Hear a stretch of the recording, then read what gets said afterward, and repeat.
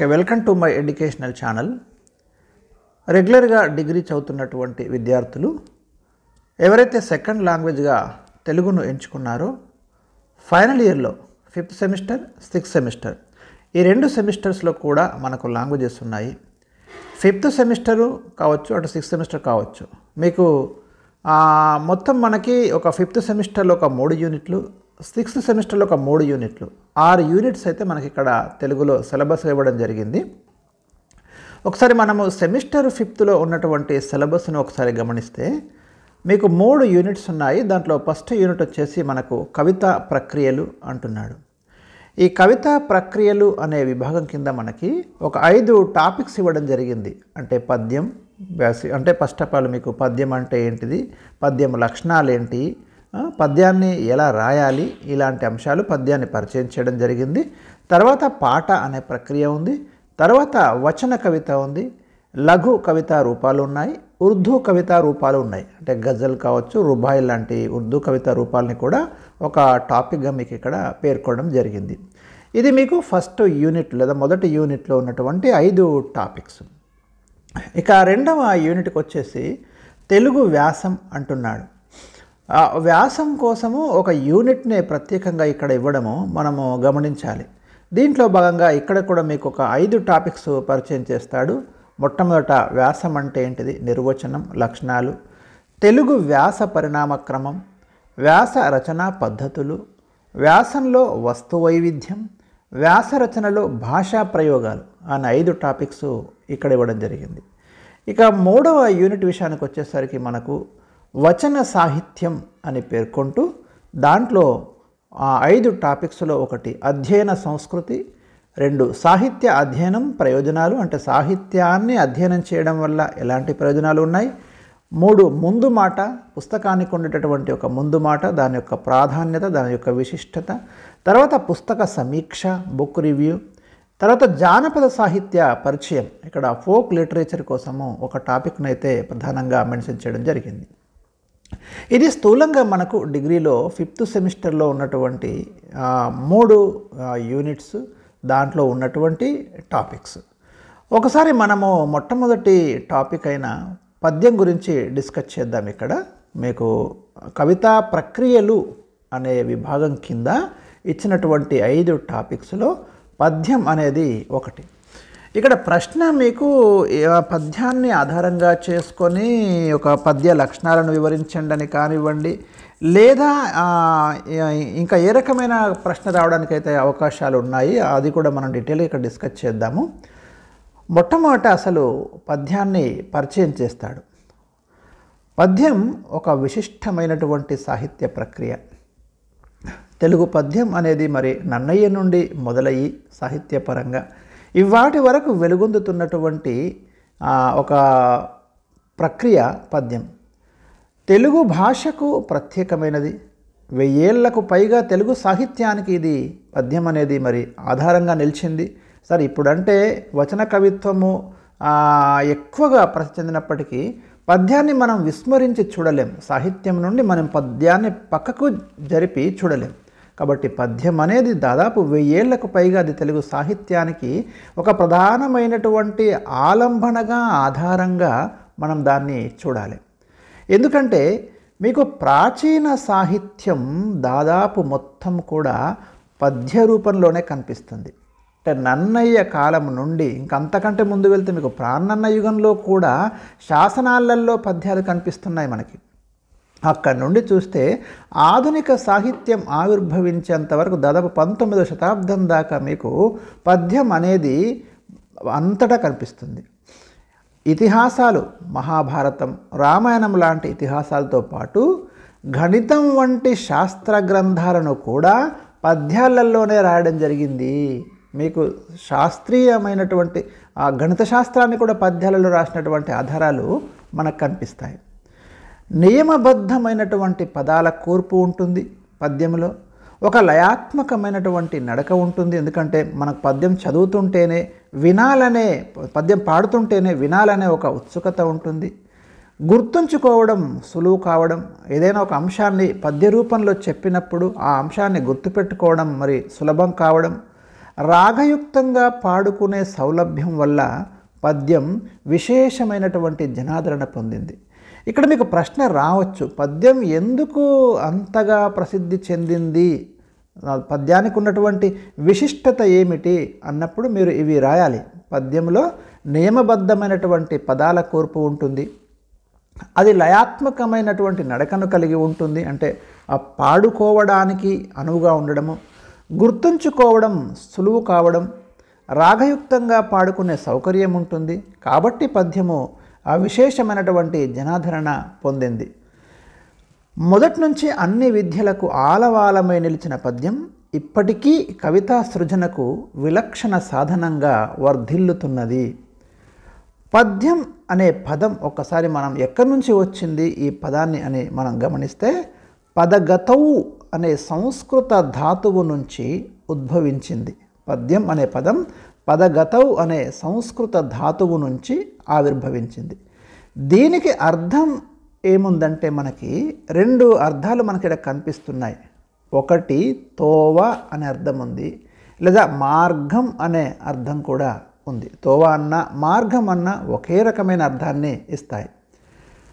పద్యం అంటే అల్లడం, కూర్చడం, యతి ప్రాసలతో అక్షరాలు కూర్చడం అని మనం అర్థం చేసుకోవచ్చు. భావం, భాష, ఛందస్సు, ఇక్కడ చూడండి మూడు ప్రధానమైనటువంటి అంశాలు మనం గమనించాలి పద్యంలో. ఒకటి భావం, నిర్దిష్టమైన భావం, భాషా సౌందర్యం, ఛందస్సు. మీకు వ్యాకరణాంశాల పరంగా పద్యంలో ఛందస్సు అనేది తప్పకుండా ఉంటుంది. ఈ మూడింటిని కలగలుపుకొని సమన్వయించుకొని, ఈ మూడింటిని సమన్వయించుకొని భావం, భాష, ఛందస్సు వీటిని సమన్వయించుకొని కవి సృష్టించేటటువంటి ఒక ప్రక్రియ పద్యం.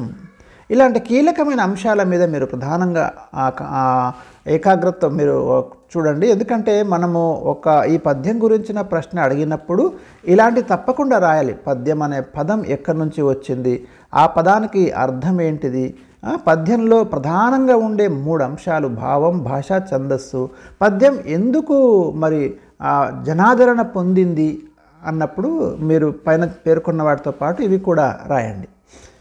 తర్వాత తాళబద్ధమైన లాలిత్యగతి గల్గి నడక సొంపులొలుకు నాట్యమౌను శ్రవణ సుభగమైన చందో నియతి గల్గి పలుకుబడుల కూర్పు పద్యమౌను అన్నాడు.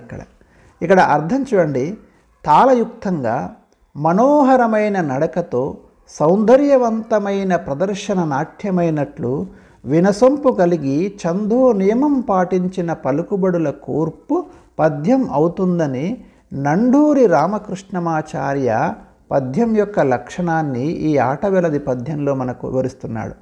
తాళయుక్తంగా ఉండాలి, మనోహరమైనటువంటి నడకతో, అంటే పద్యం పాడుతుంటే ఒక భాషా సౌందర్యం, భావ సౌందర్యం తొనికిసలాడాలి, వినసొంపు కలిగి చందో నియమం కూడా పాటించి పలుకుబడుల కూర్పు, భాషా సౌందర్యం మనకు పద్యంలో కనబడాలి అని పద్యం యొక్క లక్షణాలను మనకు కొన్ని ఇక్కడ ఈ ఆటవెలది పద్యంలో వివరిస్తున్నాడు. మానవుడు భావ వ్యక్తీకరణ కోసం చేసినటువంటి మౌఖిక ధ్వనుల వల్ల అక్షరం పుట్టింది. అంటే అక్షరం ఎట్లా పుట్టింది? ఒక మనిషి తన భావాన్ని వ్యక్తం చేసుకోవడం కోసము కొన్ని రకాలైనటువంటి ధ్వనులను ప్రయోగించడం జరిగింది. ఆ ధ్వనుల నుంచే ఇవాళ అక్షరం అనేది పుట్టింది.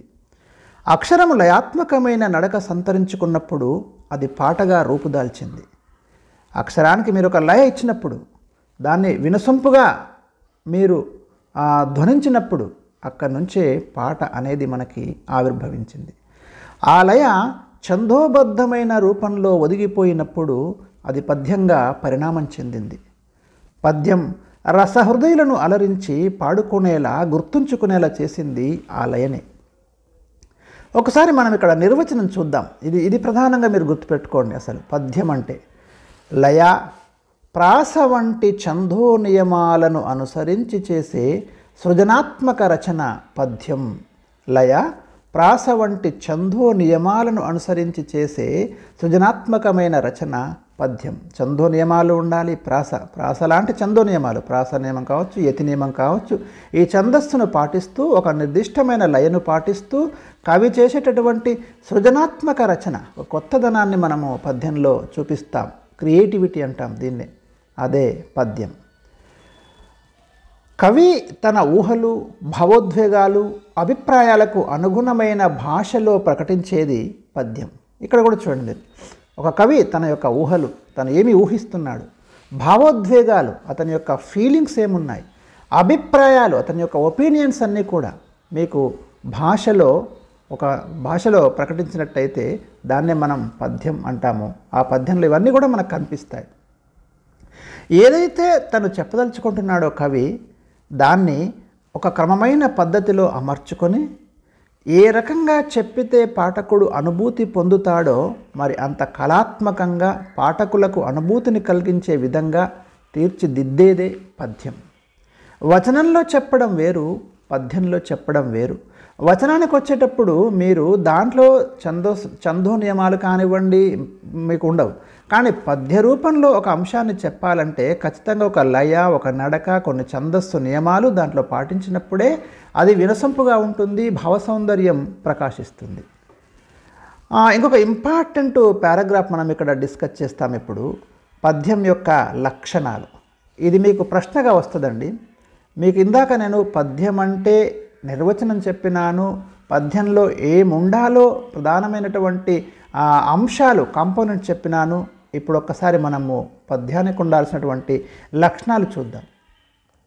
పాద నియమం కలిగింది పద్యం. పద్యం అన్నప్పుడు సాధారణంగా మనకు 4 పాదాలైతే మీకు కనిపిస్తాయి. ఒక పాద నియమం ఉండాలి.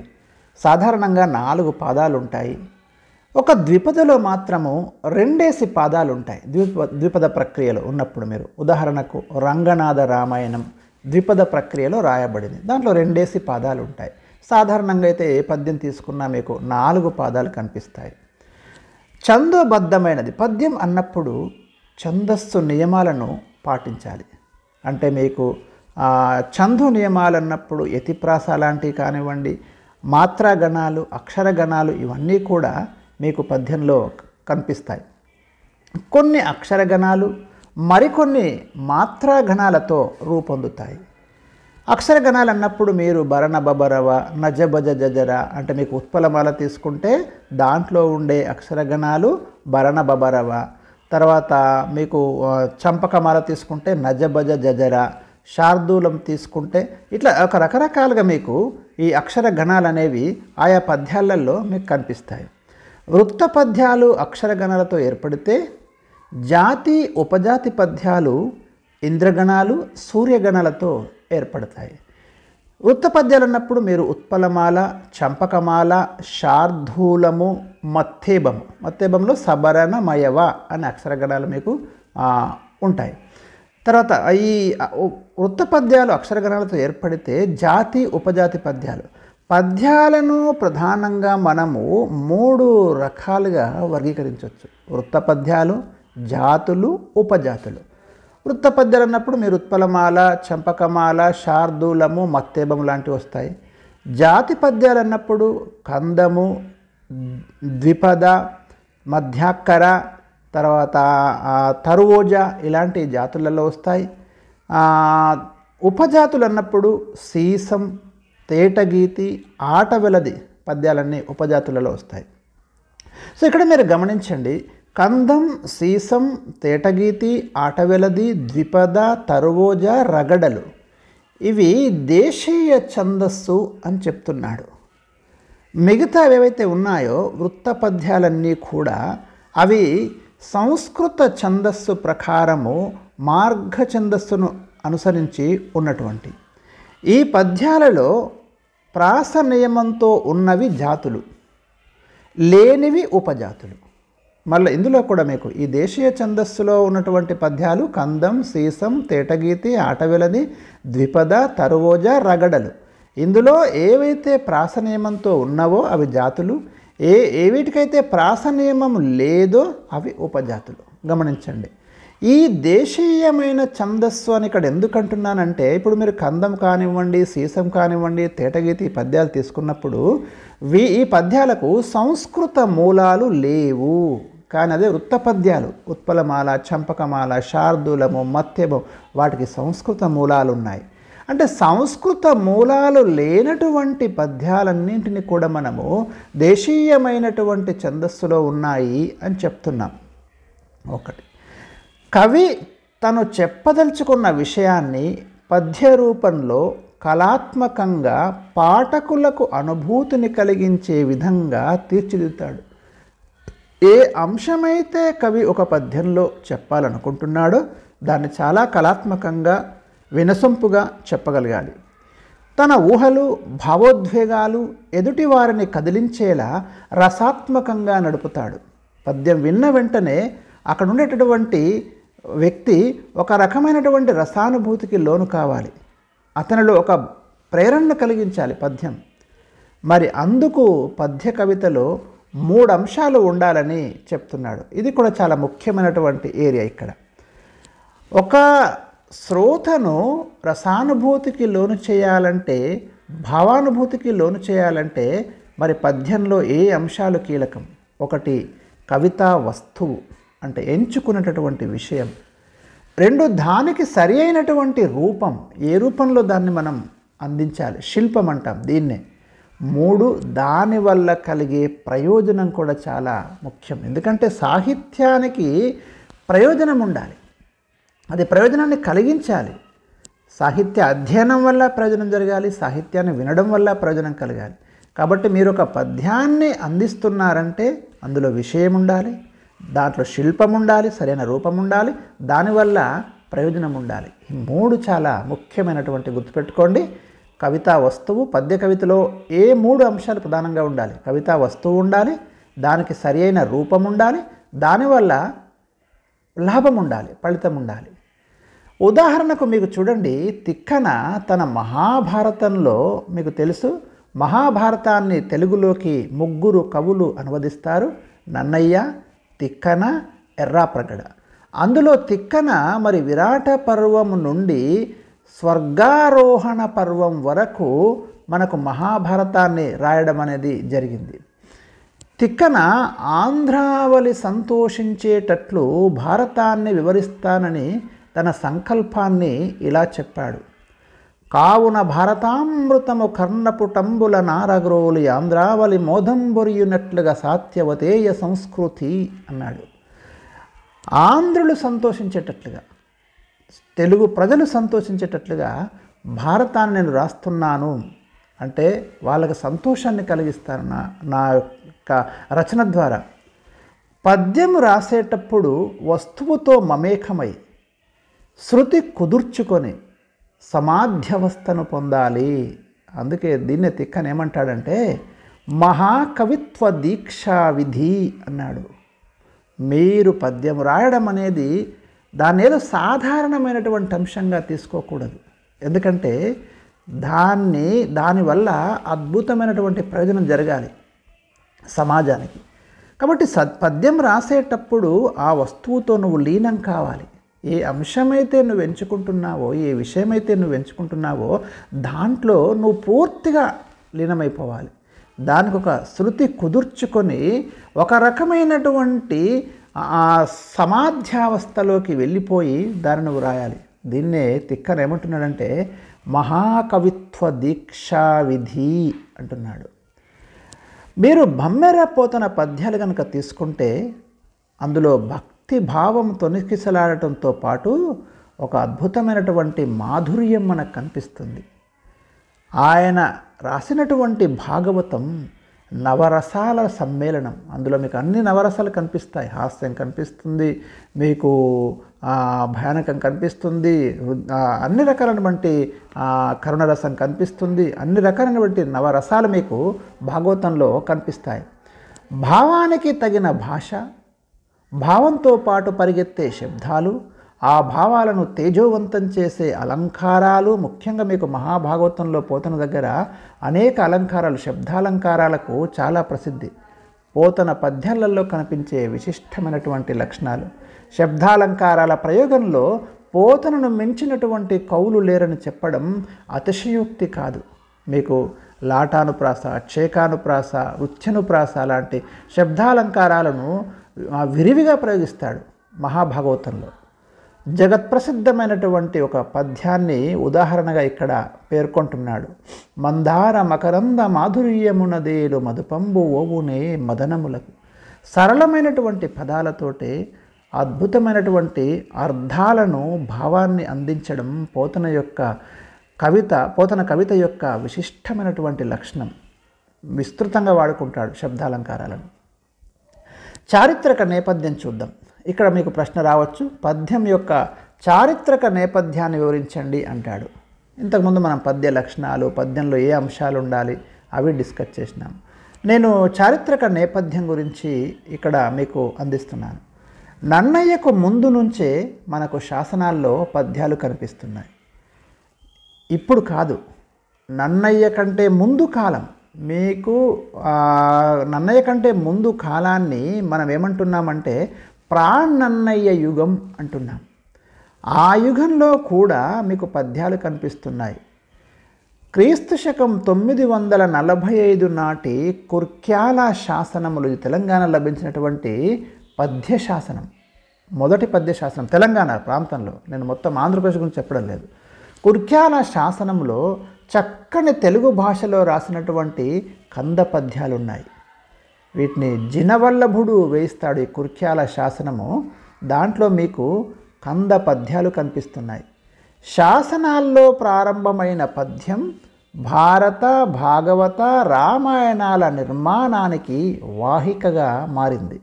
అంటే పద్యం అనేది మొదట మీకు గ్రంథాలలో కాకుండా శాసనాలలో మొదట కనిపించింది. అది ఆ తర్వాత అది గ్రంథ రూపాన్ని పొంది భాగవతం కావచ్చు, భారతం కావచ్చు, రామాయణాలు నిర్మించడానికి అదొక ప్రధానమైనటువంటి ఆధారంగా మారింది. కావ్య ప్రబంధాల వికాసానికి ఆధారంగా నిలిచింది. అనేక కావ్యాలు, అనేక ప్రబంధాలు మీకు పద్యం వాటికి ఆధారంగా నిలిచింది. పద్య నాటకాల ప్రాశస్త్యానికి దోహదం చేసింది. వేలాది శతకాలు నిర్మించడానికి ఈ పద్యం వేదికగా నిలిచింది. ప్రాచీన కవులు పురాణ ఇతిహాసాల నుండి వస్తువును స్వీకరించారు. మరి ఒక్కసారి మనం గమనిస్తే నన్నయ్య కావచ్చు, తిక్కన కావచ్చు, శ్రీనాథుడు కావచ్చు, పోతన కావచ్చు, వీరు ఎక్కడి నుంచి వస్తువును తీసుకున్నారు, విషయాన్ని తీసుకున్నారంటే అయితే పురాణాల నుండి తీసుకున్నారు, అయితే ఇతిహాసాల నుండి తీసుకున్నారు. మనకు 18 పురాణాలు ఉన్నాయి, అష్టాదశ పురాణాలు అంటాం. మనకు 2 ఇతిహాసాలు ఉన్నాయి, మహాభారతం, రామాయణం. దాదాపుగా ప్రాచీన కవులు అందరూ కూడా వారు అయితే పురాణాల నుంచి కావచ్చు లేదా ఇతిహాసాల నుంచి కావచ్చు వారు విషయాన్ని తీసుకున్నారు. అక్కడ కథ ఎంత చిన్నగా ఉన్నప్పటికీ కూడా ఈ కవులు ఏం చేశారంటే ఆ కథకు అనేక వర్ణనలు, సన్నివేశ కల్పనలు జోడించి మహాకావ్యాలుగా తీర్చిదిద్దినారు. ఉదాహరణకు మీరు అల్లసాని పెద్దన రచించినటువంటి మను చరిత్ర తీసుకుంటే దానికి ఆధారం మీకు మార్కండేయ పురాణంలో కనిపిస్తుంది. అక్కడి నుంచి తీసుకున్నటువంటి ఒక చిన్న కథను అతను ఒక అద్భుతమైనటువంటి ప్రబంధంగా మార్చడం మనం గమనించవచ్చు. కాబట్టి ప్రాచీన కవులకు ఆధారం పురాణాలు, ఇతిహాసాలు అక్కడి నుంచి తీసుకున్నారు. మరి ఆధునిక కవులు, ఇక్కడ మీరు ఒక ప్రధానమైనటువంటి అంశాన్ని గమనించాలి. ఆధునిక కవులు సమకాలీన సమాజం నుంచి వస్తువును స్వీకరించారు. శ్రీశ్రీ కావచ్చు, ఒక గురజాడ కావచ్చు, వీళ్ళంతా కూడా ఒక జాషువా కావచ్చు. ఈ ఆధునిక కవులు మాత్రము పురాణాలు, ఇతిహాసాల జోలికి సరే పూర్తిగా వెళ్ళలేదని చెప్పలేము, ఎక్కడెక్కడ రాసి ఉండవచ్చు, అందరూ కాదు. కానీ ఎక్కువగా వాళ్ళు ఎక్కడి నుంచి తీసుకున్నారంటే విషయాన్ని ఇప్పుడున్న సమాజం నుంచే తీసుకున్నారు. ప్రాచీన కవిత్వానికి ఆధునిక కవిత్వానికి మీకు ప్రధానమైనటువంటి తేడా మీరు గమనించినప్పుడు, ప్రాచీన కవిత్వానికి ఆధారము పురాణాలు, ఇతిహాసాలు. ఆధునిక కవిత్వానికి ఆధారము సమాజమే. ఈ సమాజంలో ఉన్నటువంటి సమస్యలు మీరు గురజాడని తీసుకుంటే కన్యాశుల్కంలో మీకు సమాజంలో ఉన్నటువంటి ఒక బాల్య వివాహాలు, ఒక సామాజిక దురాచారాలని దాంట్లో ప్రస్తావిస్తాడు. ఒక జాషువా తీసుకుంటే గబ్బిలంలో మీకు అస్పృశ్యతను ప్రధానమైన భూమికగా తీసుకుంటాడు. సో ఇట్లా మీకు ఇవాళ సమాజంలో ఉన్నటువంటి అంశాలను ఆధునిక కవిత్వం స్వీకరించింది. ఆ రోజు పురాణాలు ఇతిహాసాల నుంచి అంశాలను ప్రాచీన కవిత్వం స్వీకరించింది. మీకు ఆధునిక సమాజంలోని సంఘ సంస్కరణ, జాతీయోద్యమం, దేశభక్తి తదితర అంశాలతో పద్య రచనలు చేశారు. అంటే 1875 తర్వాత వచ్చిన సాహిత్యాన్ని మనము సాధారణంగా ఆధునిక సాహిత్యం అంటాం.